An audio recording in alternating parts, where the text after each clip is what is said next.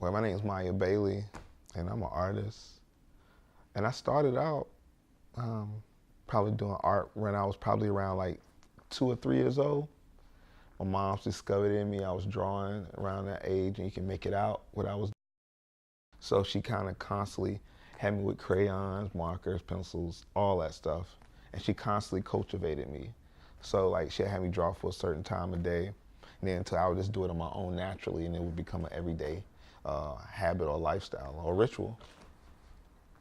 And I was a child artist, and I made money doing art my whole life. I never really had a job or anything like that. So it was more at this point, I was doing more realism work. Yeah, it was more realism. I was really stuck on what I was seeing exactly, and then duplicating what I was seeing. So while my friend, like in the 80s, when a lot of my friends was breakdancing, I would draw on them, and people would buy those drawings. And then, you know, whatever that thing was, hip hop was a big culture, you know, the culture then. So it was like anything that was going on. So like I would draw them. Then eventually people started getting jackets and pants with the stuff all on it back in the days. And that's what I was doing back in the days. And that's how I made my living. And then eventually from like when when everybody started doing like the art on clothes, it went to like screen printing. And I started screen printing. And I started doing t-shirts and stuff like that, and printing my own posters. I went there, and then I got introduced to tattoo culture around like 92. And then I dabbled in that. It was 92, and I saw I had picked up this book called Tattoo by Don Ed Hardy. And it was about the different cultures and different styles of tattooing. And I was noticing like they would do like Polynesian, they'll do Japanese, they would go to, you know, they were talking about traditional, new school, all these things, but it was a lack of the black community in these things. So I was like, okay. He inspired all these different styles, so I said, man, maybe one day black people walking around with sleeves and stuff like that. That was the vision I was having as a teenager, and then when nobody was walking around like that, and my dream was to see black people walking around looking like that, and my vision was to see them sleeved up to look like warriors. The whole thing was that I was looking at more like an African culture, you know what I'm saying, like us getting back to the roots that we used to be on some warrior shit. That was my vision, and then it came to pass, and now most people walk around here with sleeves and stuff like that, and it's not even special like that. It's just like everybody got it now. It's rare if you don't have it. And Notch 8 is with my partner, Shannon Dunahee. And me and Sharon, we opened up Notch 8 close to almost 2 years now. And it's in South Atlanta. And it's targeted to art collectors, especially first-time art collectors, people who want to get into art, first-time homeowners that want to decorate their house with originals. And they can come to our gallery and they can afford that. So we try to make it affordable art for the people, you know, for the people, by the people. When I curate shows, it's really easy to find artists is doing it, not always for the money, because they can sell their money, they art on their own. You know what I'm saying? But they supporting me for because they know, you know, when they sell art and it goes back into the gallery, it's going back into other shows. You know what I'm saying? Me and Sharon make sure it goes back into the community, it's going back into, you know, keeping the gallery open, making sure it's going back to that. Because if you own a gallery, you make a whole bunch of money selling art like that. You know what I'm saying? Yeah. Unless you're an artist yourself, you know, I make my money when I sell my own art. But when I'm doing stuff like Notch 8, I'm just trying to give people the experience of walking into a gallery experience. You know what I'm saying? With Sharon, she pick half, I pick half. And that's how we usually do it. That's why she comes from a different demographics, I come from different demographics. So she can pick artists from her scene, and I can pick artists over here in my scene, you know? And so what I do, me personally, when I pick artists, of course I'm looking for caliber, high caliber art, but I'm also looking at artists that give back to the community. You know, like I like to see artists that's not narcissistic and just really trying to give back to make sure Atlanta's art scene is going to be the best art scene, you know, in the country. You know, I want people to have that mind state when they come work with me, you know, on the show. Like, we doing this for Atlanta, not just for you, not for me. It ain't about us, it's about Atlanta, it's about the city of Atlanta. I guess my definition of creativity is it's like I don't want to get too deep, but can I get a little bit?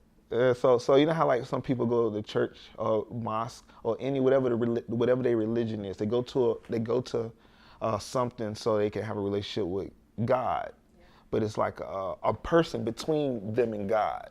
You know what I'm saying? It's like whatever. Say if you go to a mosque or a church, whatever your religion is, you got someone kind of telling you how to worship God. It's a middleman between you and God. I think creativity is God and no, you know what I'm saying? No middleman. And it's like God's kind of communicating straight to through a human's mind to communicate through visual. So you don't have to, it's a universal language. You don't have to read anything. You can see something that make you feel a certain way, or you can see something that can tell you a story, or you can see something and you can take your own interpretation of it. You know, it just make you think in some way or feel something in some way. So I think that's, it's like the uncut, pure God's language, just creativity, you know what I'm saying? When someone can make music out of nothing, paint something out of nothing, that's God, gotta be. So creativity is like God's language, God's voice. If I can go back and talk to my past self, I would say, young Maya, I say, you disciplined now, but you can be more disciplined, you know, because I'm telling them now, like, yo, when you 20, if you can go, if you believe in sacrifice, because every artist got to sacrifice. If you want success, you got to sacrifice something. So I wish I would have sacrificed my 20s, because most people want to play in their 20s. That's just the genetic thing of youth. You want to have fun, explore, and do everything in your 20s. I wish I just worked, do my 20s, and explored and shit in my 30s. Then I'm chilling back in my 40s. You know what I'm saying? So that's what I would have told my younger self. Sacrifice. I mean, it's good to hang with your friends. I understand this. And then the friends that's your friends in your 20s might don't be around for your friends in your 30s and your 40s. You know what I'm saying? It might have been like seasons. It's your time to grow. I just wish I would have created way more art. And I created a lot of art in my 20s. But the more I'm thinking about it, the time I wasted hanging with people I don't even hang with now, or trying to help people that I don't even associate myself with now, that time could have been used to create art. I'll be here, same place. I think I would just be, honestly, I think my life would, because I sacrificed a lot of my 20s. I'm just saying if I sacrificed maybe, if I had to put a percentage of my 20s, I probably sacrificed, because I was a father in my 20s, I was a young father. So I sacrificed probably 80%. If I think the next 10%, and then I think about it now, I probably would have had a couple of millions. My idols.